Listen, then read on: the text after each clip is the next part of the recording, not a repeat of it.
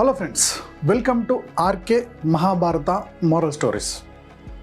మనం మహాభారతంలోని కొన్ని మోరల్ స్టోరీస్ని చూస్తూ వాటిని ఈ రోజుల్లో ఈ జనరేషన్ ఏం నేర్చుకోవచ్చు అనే టాపిక్ డిస్కస్ చేస్తున్నాం.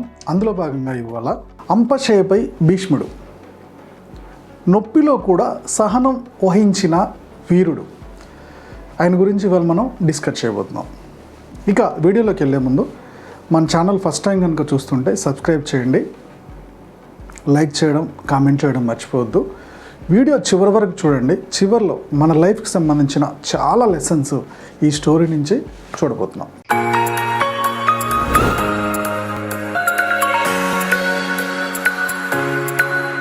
మహాభారత యుద్ధంలో భీష్ముడు 3వ రోజు నుంచి 10వ రోజు వరకు పోరాటం చేశాడు.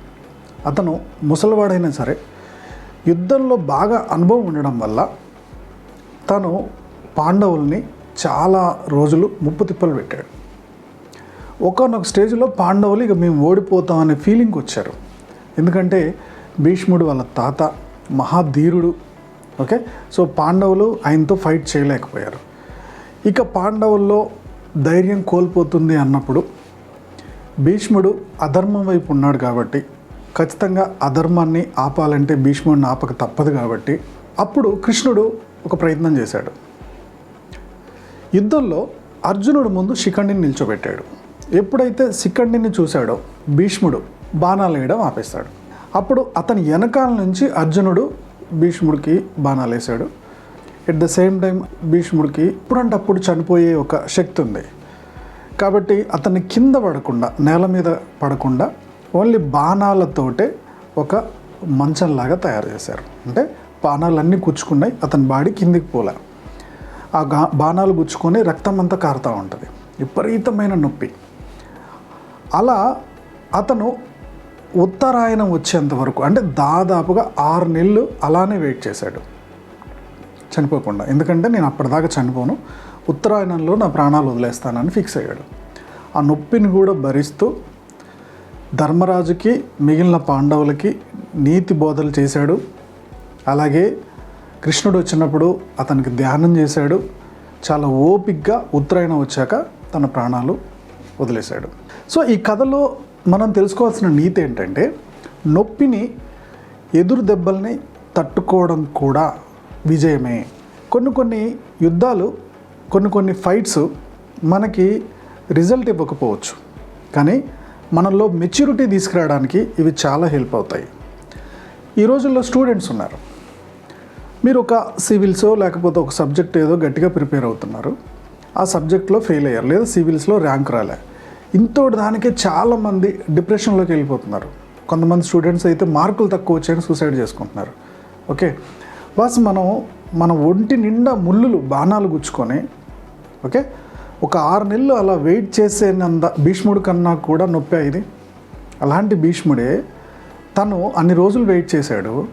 మనం ఈ 6 నెలలు కాకపోతే ఇంకొక 6 నెలలు కష్టపడతాం, ఈ సంవత్సరం కాకపోతే ఇంకో సంవత్సరం వస్తుంది రిజల్ట్. ఎందుకని తొందరపడి ఒక డిప్రెషన్లోకి వెళ్ళిపోవాలి? ఇది నువ్వు స్ట్రాంగ్ అవ్వడానికే ఈ మార్కులు తక్కువ వచ్చాయేమో, నువ్వు గట్టిగా ప్రిపేర్ అవ్వాలని. నువ్వు ఇంకొద్దిగా మంచి ఇన్ఫర్మేషన్ తెలుసుకోవడానికే ఈసారి సివిల్స్లో నీకు రాలేదేమో, ఇంకొద్ది గట్టిగా ప్రిపేర్ అవ్వు. అంతేగాని ఇంతోటి దానికే లైఫ్ అయిపోయింది అనుకుంటే ఎలా?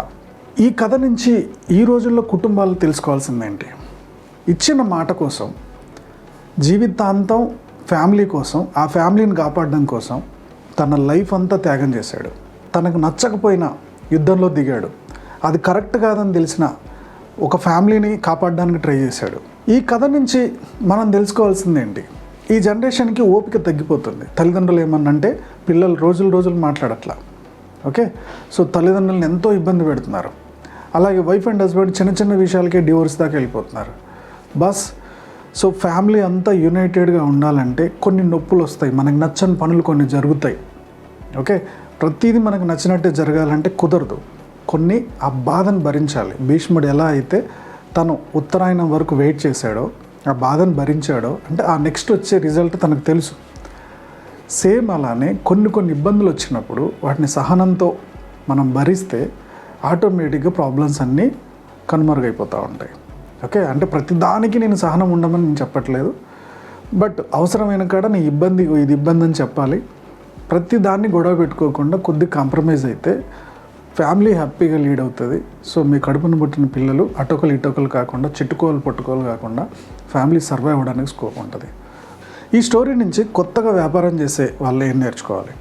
బస్ వ్యాపారంలో కానీ జాబులో కానీ ఓకే, ఇమీడియట్గా మీరు పెట్టంగానే ఇంక్రిమెంట్ ఇవ్వరు, మీరు జాబ్ రాగానే ఇంక్రిమెంట్ ఇవ్వరు, మీరు బిజినెస్ పెట్టంగానే సక్సెస్ అవ్వడానికి లేదు. 100లో 10 సక్సెస్ అవుతాయి, 90 స్లో గ్రోత్లో ఉంటుంది.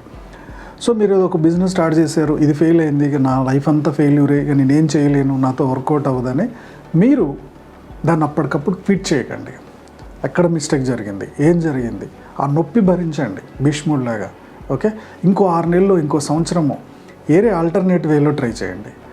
కానీ బిజినెస్లో డబ్బు ఉంది, సక్సెస్ ఉంది, దాన్ని సక్సెస్ ఫార్మాట్లోకి తీసుకెళ్లే వరకు మీ ప్రయత్నాలు ఆపకండి. అప్పుడే లైఫ్లో సక్సెస్ చూడగలుగుతారు. ఈ స్టోరీ నుంచి మన పర్సనాలిటీ డెవలప్మెంట్కి సంబంధించి ఏం నేర్చుకోవచ్చు? నువ్వు ఒక ఉద్యోగంలో చేరావు, నీ ఆప్షన్స్ కొంతమందికి నచ్చుతాయి, కొంతమందికి నచ్చవు. నీ లైఫ్లో కూడా నీ ఒపీనియన్స్ కొంతమందికి నచ్చుతాయి, కొంతమందికి నచ్చవు.